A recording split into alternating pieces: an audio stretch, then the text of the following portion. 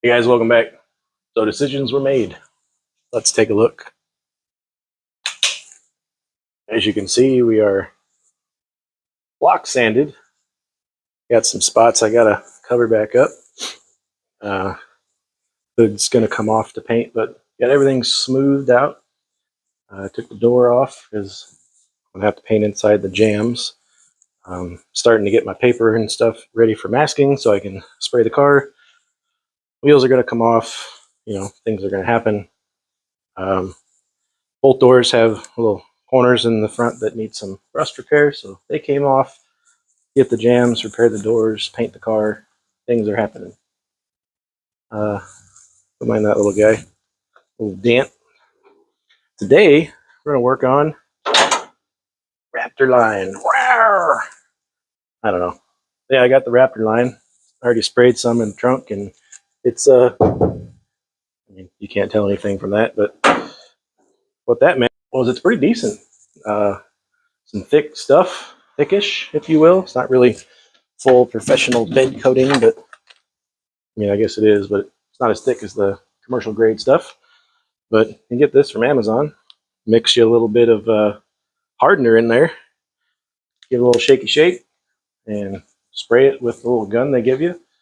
So I thought that was a pretty good little modular system for me. And they give you a little gun that just lets it, blast out there. So that's what we're going to do today. Up under the wheel wells, got everything seam sealed where I've done patchwork and got everything kind of masked off. So I'm going to get both rear wheel wells done, and I'm also going to do the undersides of my inner wheel wells, front wheel wells. I'm going to do those too. So all the wheel wells, that's what I'm trying to say. We get them all done, and whatever I got left, I'm going to shoot some more into the trunk and give it a nice little solid coating in there. So, that's today's project. Got both the cars way back there, so hopefully I don't get any overspray on it. Got a little bit of wind today, so we'll see what happens. I'm gonna go mix this up and give it a little skeet skeet. I don't know if anybody else has this problem. Maybe it's just me and I'm working chaos, but every flat surface I have ends up with everything all over it. Just all the different projects I got going on at once. Just got to take this apart to put that on, and I don't have any flat spots. Just sharing, fun fact.